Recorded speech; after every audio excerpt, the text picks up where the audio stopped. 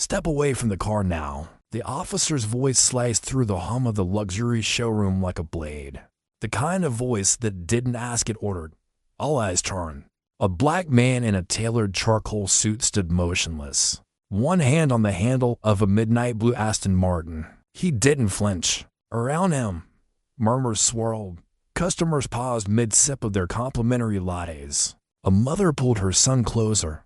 A sales rep whispered to another, "I told you." He was acting suspicious. The CEO said nothing. His eyes, calm but piercing, locked onto the officers. He didn't raise his voice. He didn't protest. He just looked. But the tension, it was thick. It clung to the air like humidity before a storm. The officer took a step forward.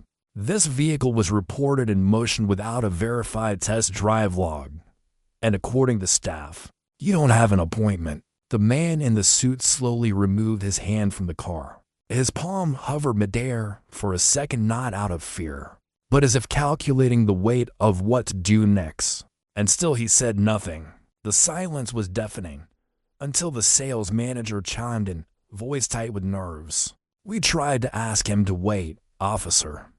He wouldn't answer our questions. Wouldn't answer, or didn't want to justify himself. You ever been in a place so nice people assumed you didn't belong? Where eyes followed you, not out of curiosity, but suspicion? Where the suit on your back meant nothing because your skin spoke louder?" The man turned slightly, scanning the room. He caught the security camera blinking in the corner, the same one that had recorded him calmly walking in 5 minutes ago through the front doors like any other customer. But that part no one mentioned. Instead, the officer's hand hovered near his holster, and that's when the man finally moved. He reached slowly into his inner coat pocket. A murmur rippled across the room. A woman gasped. The manager flinched. Everyone froze. Was he reaching for ID, a phone, or something else? You ever been in a moment like that where every breath, every twitch of your finger could decide your fate? What would you do if you were him? But as his hand emerged from the jacket, the room held its breath. And what he revealed next would change everything. If someone wrongly accused you in public, would you fight back or stay silent? Drop one word below that matches how you would feel in his shoes. Stick around, because next I'll show you exactly what was inside his jacket and why the entire room erupted when they saw it. It wasn't a weapon. It wasn't an ID. It was a document, thick, black, and embossed in silver. He held it with 2 fingers, like it weighed more than it should. The officer stared. The sales manager leaned in, and then the man opened it slowly, deliberately. Inside, just one page.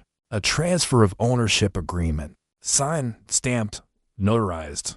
At the top, Acquisition Contract Velocity Auto Group. At the bottom, his name in bold print. The officer blinked. The crowd went quiet.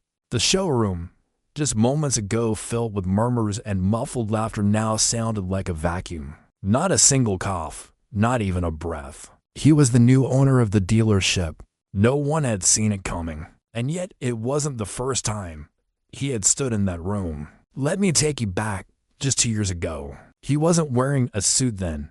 He walked in with jeans, a button down, and work boots still stained with oil. He had saved every dollar from his small garage across town. He had come the day hoping to test drive a used car. Nothing fancy, just something that wouldn't break down on the freeway. But the moment he stepped inside, they looked at him like he was in the wrong place. A saleswoman approached, not with a smile, but with that smile. "Sorry, sir, that model's not for test drives today." And when he asked if he could see something more affordable, they laughed. This isn't the kind of lot. He still remembered the sting of that sentence. He left humiliated, without saying another word. You ever carry a moment like that for years, where even your silence back then keeps echoing in your mind? Some memories don't fade. They ferment, they sharpen. That's why he came back. Not to shop, but to own. Now, standing in the same spot, dressed in the armor of a bespoke suit, he watched the people who had once dismissed him stammer, stumble, sweat. And yet he didn't gloat. He simply looked at the officer, calm as a monk, and said, Next time you're about to arrest someone, maybe ask who signs your precinct's fleet contract. The officer's mouth opened then shut. He had nothing. The sales manager took a step back, hands trembling. He whispered, "I didn't know." "You never asked," the CEO replied, turning toward the exit. You ever see power shift in real time? When people realize they've just insulted the very person who signs their checks. The room had flipped, but the most shocking part, that was still coming. Have you ever walked back into a room where they once humiliated you? If yes, what did you say the moment you got the chance? Or would you let your silence do the talking? Stick around because next, I'll show you who else tried to block him from owning the dealership and why they deeply regret it now. Before the ink had even dried on the acquisition papers, someone tried to stop him. It wasn't a competitor, not a market force. It was the regional director of Velocity Auto Group, a man named Spencer Langford. Tall, white, always in navy suits with shirts so crisp they looked starched to steel. He didn't yell. He didn't insult.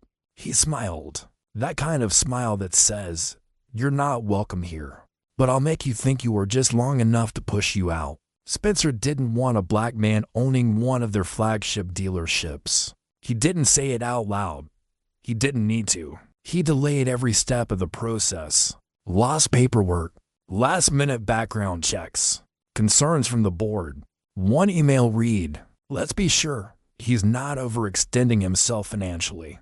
It would be irresponsible to approve someone who can't sustain operations long-term." Funny, they never questioned the 26-year-old trust fund kid who bought 3 lots in Arizona. But for him, every move was met with scrutiny, suspicion, and silence. Have you ever felt invisible even when you were the biggest deal in the room? He had the funding, the business plan, the track record, and yet they kept finding new reasons to pause. One night, around 2 a.m., he sat in his home office staring at a blinking cursor. He was writing an email, a resignation from the deal. He felt tired of fighting to prove he deserved what he'd already earned.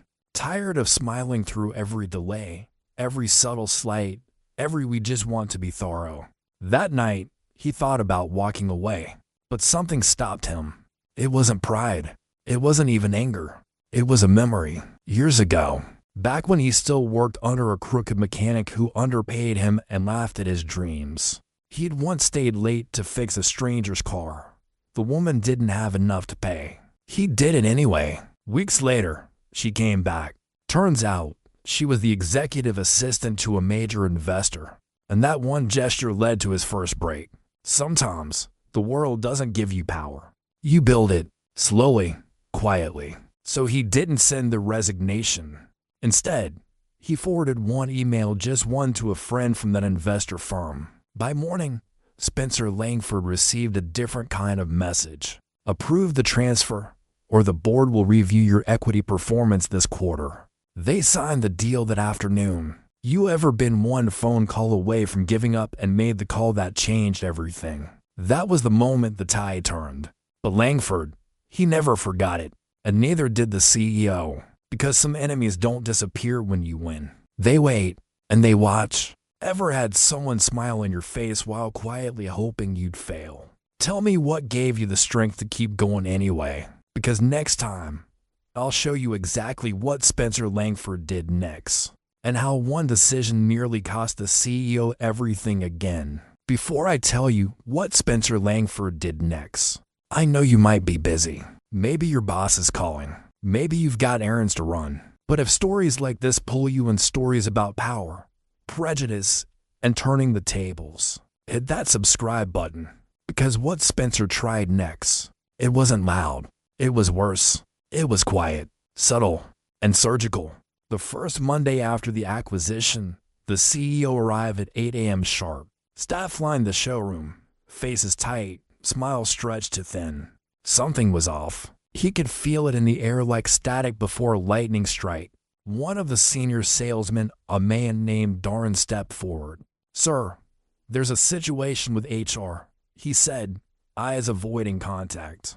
In the back office, 2 envelopes sat on the desk. One addressed to the CEO, the other already open. Inside his, a letter from corporate.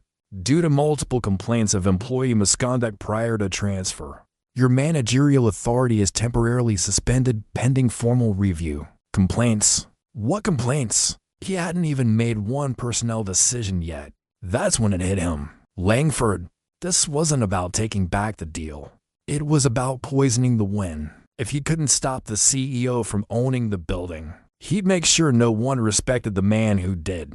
Have you ever won something only to feel like the fight had just begun? He took a breath, calm and steady. Then he reached for the open envelope. Inside printed screenshots of anonymous feedback. Unapproachable, intimidating energy, pushes too hard, talks down to staff, doesn't understand company culture. None of it was real, but it didn't matter. In a system built on perception, truth was a second thought. He looked out through the blinds. His staff stood outside divided, some curious, some concerned, and a few smug, because chaos, when planted well, doesn't look like chaos. It looks like confusion, doubt, silence. You ever had someone try to ruin you by whispering just loud enough? He had two choices: fight the claim, drag it out, or face the team and win their eyes back directly. He stepped into the hallway. Team, he said, voice calm. You've heard things. I'm not here to defend what I didn't do. I'm here to show you who I am, starting now. And with that, he walked to the front counter, opened the showroom system, and pulled up every single pending lead. Let's close this week stronger than anyone expects us to, together. A few people nodded. Most didn't move. But in the corner, one woman began to step forward. She wasn't just another employee. She was the one person Langford underestimated the most. And she wasn't going to stay silent. Have you ever been undermined not with lies, but with whispers? If so, how did you prove them wrong? Stick around, because next, I'll tell you who that woman was and why her story would flip the entire power structure Langford tried to build. Her name was Lena, mid-20s, sharp eyes, quieter than most, but always watching. She'd been at the dealership for just under a year. Langford barely noticed her. That was his first mistake, because while he played chess with power, Lena remembered people, and she remembered him. Not the new owner, the man from 2 years ago standing by the vending machine, waiting 45 minutes just to get an appointment, and when told the car was unavailable, simply nodding and walking out. She remembered how one of the senior reps had laughed afterward. These people don't know their place, someone had muttered. Lena didn't laugh. She watched, and later that week, she looked him up. She found his name, his story. He wasn't some broke window shopper. He ran one of the most successful independent garages in the county. 5-star reviews, multiple apprentices trained and hired, community grants funded from his own pocket. And now, he owned the place that once shut him out. Lena knew the complaints were fake. She also knew who had filed them and why. And so when the CEO stood there, calmly calling out leads and facing a wall of silence, she stepped forward, just a few feet. But in rooms like that, a few feet felt like a mile. She picked up the first clipboard on the front desk, turned to him and said, "Mr. Jameson, I'd like to be assigned those to PM clients, if that's okay." He looked at her, really looked, then gave a single nod.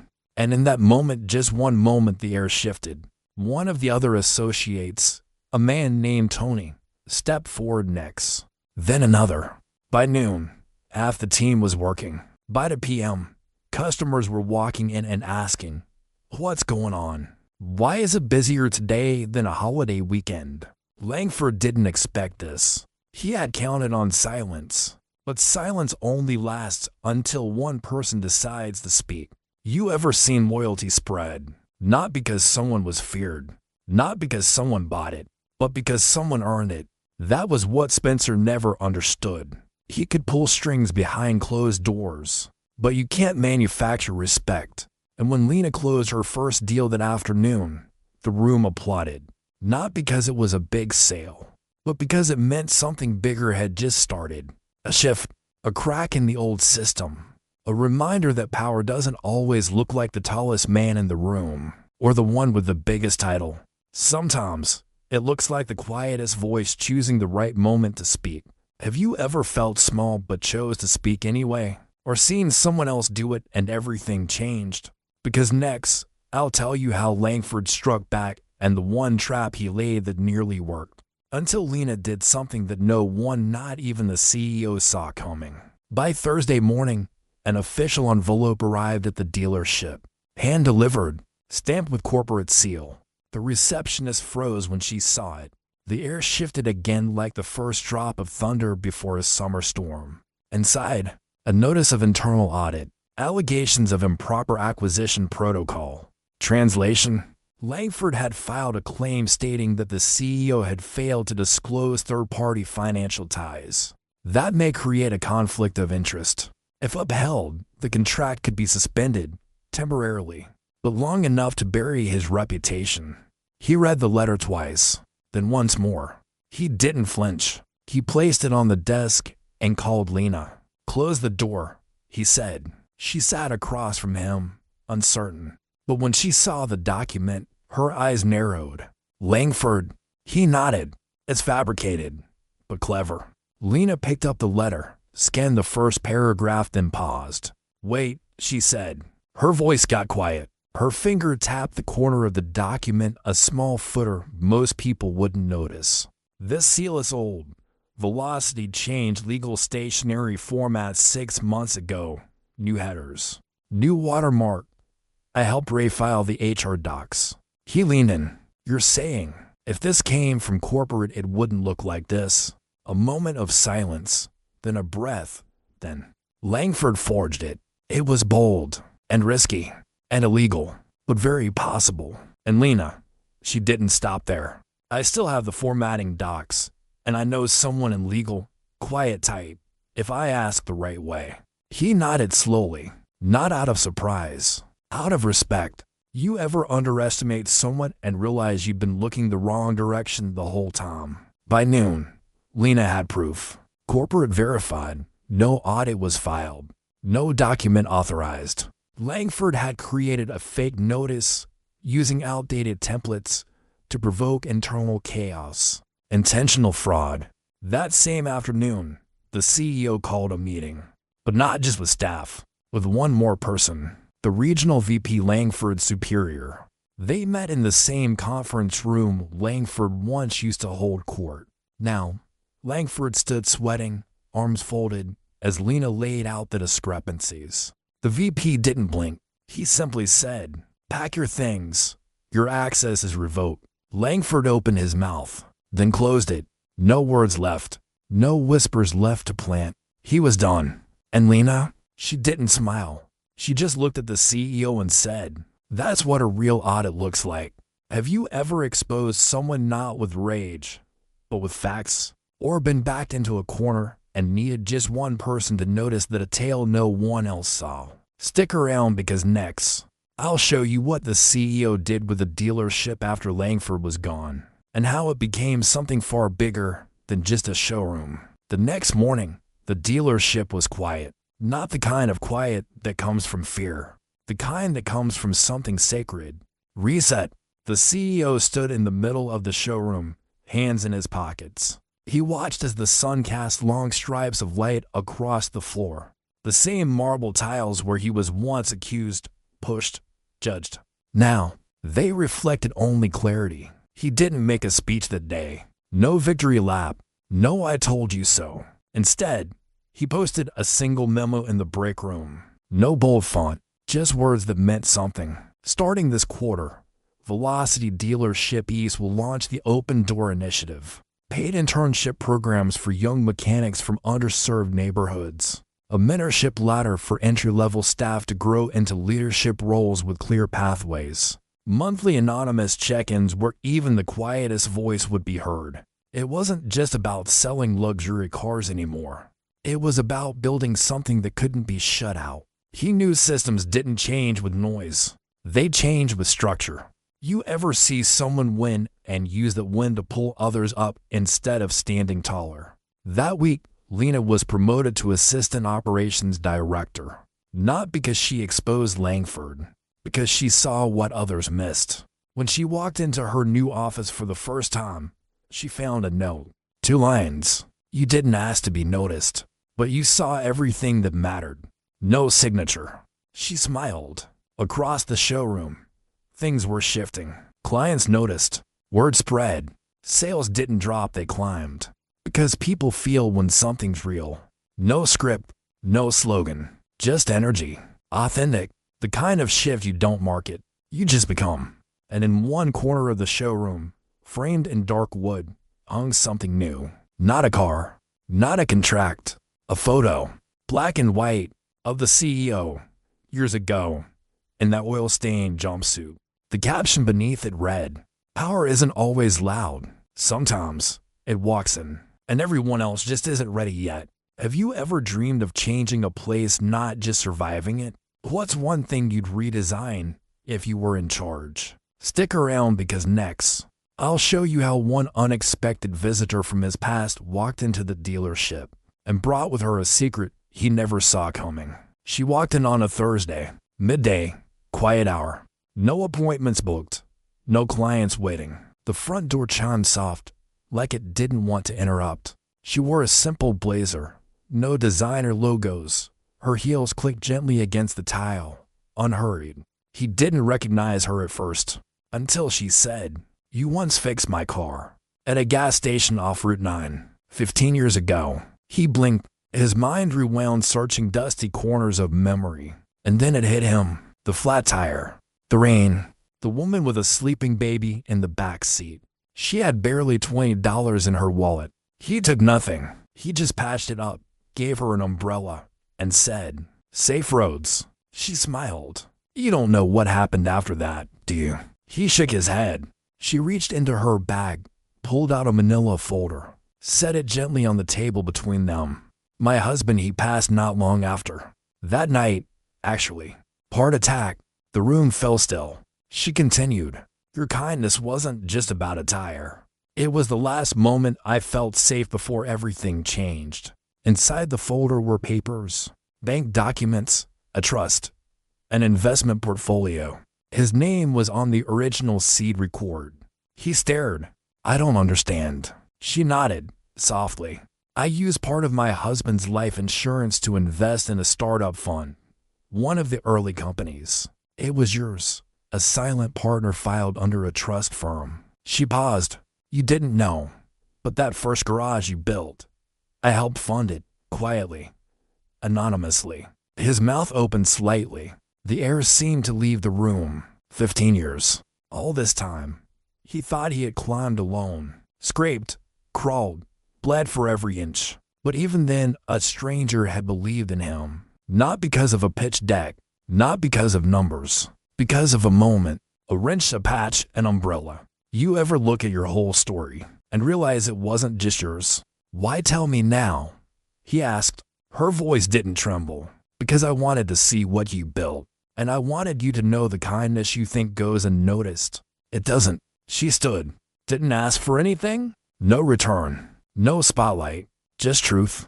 And as she left, she turned once more and said, "You didn't just fix a tire. You helped me believe the world still had people worth investing in." Have you ever helped someone not knowing you were changing everything for them? Or found out later that your story was never as alone as it felt? Stick around because next, I'll show you what the CEO did with that truth and how it led to one final, unexpected twist that even he couldn't predict. That night, he stayed late. The dealership had long emptied. The lights dimmed to a soft amber. Outside, the streetlights buzzed in quiet rhythm. He sat alone in his office, the folder still on the desk. The name of the woman, the trust document, the seed he never knew had been planted. You ever build your life on pain and then realize it was watered by someone else's hope? He stared out the window for a long time. No music, no noise, just the hum of truth. And by morning, he made a decision. Not out of guilt, not out of sentiment, but because stories like his, like hers, weren't meant to stop with one dealership. They were meant to echo. He called Lena into the office, handed her a sealed envelope. She opened it and froze. "This is a share agreement." He nodded. 20% yours." She shook her head. "I can't." You already did, he interrupted, calm. You saw what no one else saw. You stood up when everyone else stayed seated. That's ownership. Her hands trembled, not from shock, from something deeper, recognition. He then picked up a second envelope already addressed, stamped. And this, he said, is going to the woman who started it all. Inside, an offer. 5% ownership, permanent, non-transferable, with dividends tied not to profits but to community impact. He wasn't giving away shares. He was tying legacy to action. You ever see power used not to rise higher, but to lift wider?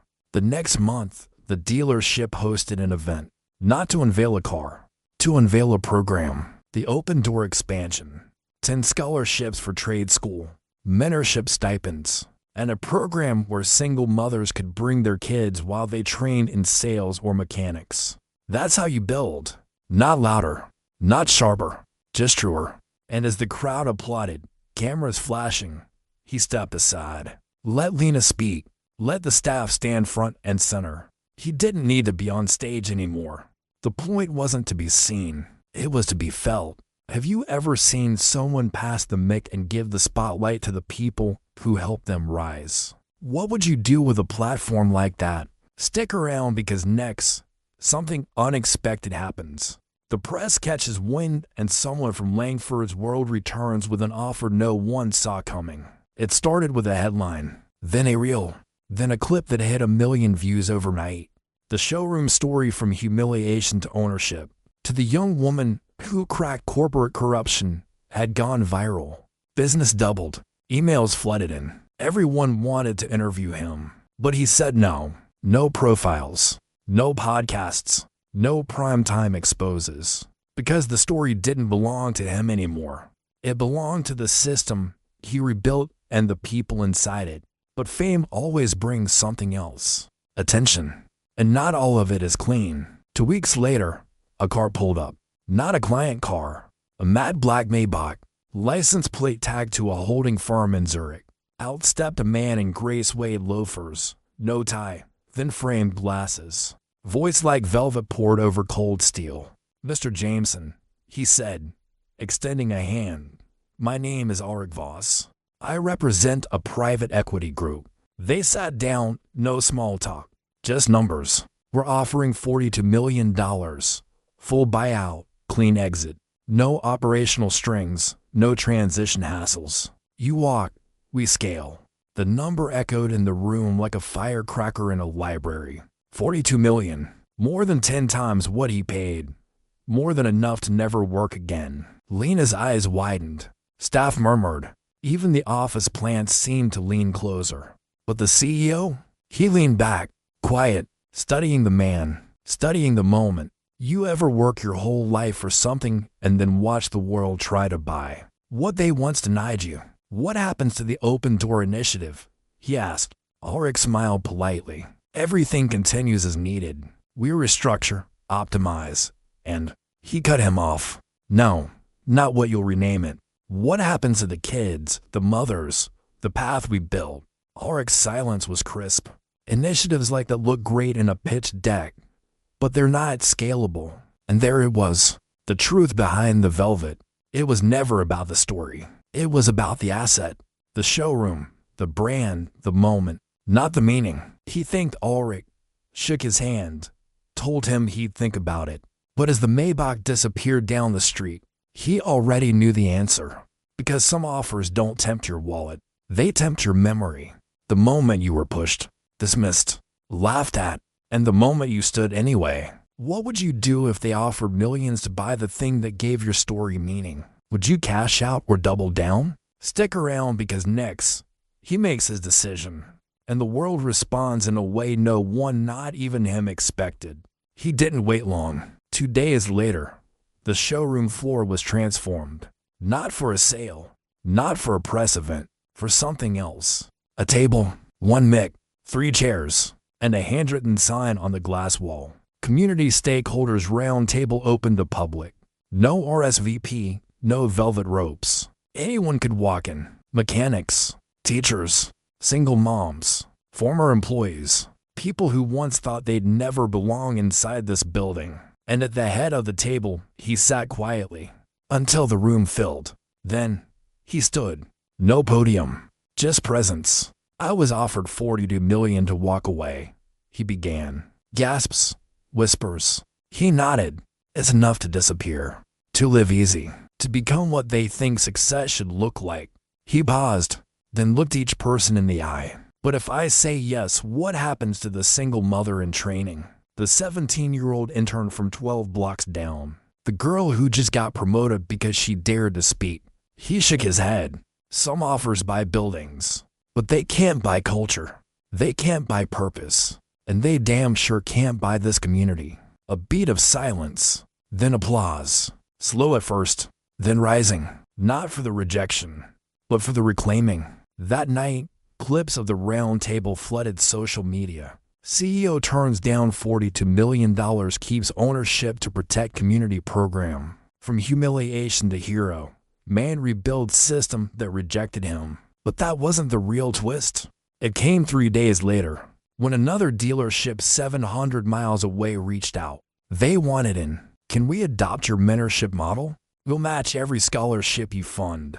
Then another. Then another. What started as a comeback was becoming a blueprint. You ever watch the thing they said was too emotional, too small, too idealistic, start to go viral? Not just in views, in values. And Lena, she led the calls, built the documentation, crafted the language, protected the integrity. Because this time the idea wasn't being taken. It was being shared. The CEO, he didn't chase the headlines. He just walked the floor. Checked the break room, watched a new employee first week on the job laugh with a manager. No fear, no tension, no proving required. And he smiled. Not because the world had changed, but because something had started. And this time, he wasn't alone in it. Would you turn down the money if it meant protecting something that couldn't be rebuilt? Or do you think some values are only tested when the zeros get bigger? Stick around because next, I'll show you how one final voice, someone who once doubted him, came back with words no one expected to hear, and a question that stopped the room cold. It was near closing time. The sun cast gold through the showroom windows. The kind of light that makes everything feel like it's being remembered even as it's happening. The receptionist poked her head into the CEO's office. There's someone here to see you. He looked up, puzzled. Says he doesn't have an appointment, but I think you'll want to hear him out. He stepped into the lobby and froze. It was Darren, the same senior rep who, months ago, stood silent when Langford filed those fake complaints. The same man who once laughed when he entered in oil-stained boots years ago. But today, Darren didn't smirk. He didn't posture. He took off his hat, held it in both hands, and looked human. I never thought I'd come back, he said quietly. I figured you'd fire me the day Langford fell. The CEO said nothing, just watched. Darren continued. I judged you, doubted you. Not because of your skills, because of what I've been taught about who belongs where. He paused, then said something that silenced even the air. Would you teach me how you did it? The room stopped. It wasn't an apology. It was a surrender, a request, and more than that, it was trust. You ever see someone let go of pride just to make room for growth? The CEO nodded, gestured to the chairs in the back. Come early tomorrow, he said. Not to shadow, to learn. Darren exhaled, sat down, quiet, respectful. And just like that, the final wall cracked. This wasn't about revenge anymore. It wasn't even about redemption. It was about transformation. Because real power isn't in winning, it's in making others want to rise. 2. Later that evening, Lena walked into the office with a draft. The blueprint for expanding the Open Door initiative into 6 new states. He scanned it, smiled. You think we're ready? She didn't hesitate. We're overdue. And that's how it ends. Not with a fight, but with a chair pulled out for someone who once walked away. Because sometimes, justice isn't loud. It's not sharp. It's an open door and a seat at the table. What would you do if someone who once doubted you finally asked to learn from you? Would you let them in or close the door? Tell me in one word below. Would you teach them? Thanks for staying with this story. If it moved you, share it. Because someone out there still believes their story is too late to rewrite. And maybe this is the one that tells them, not yet, not even close.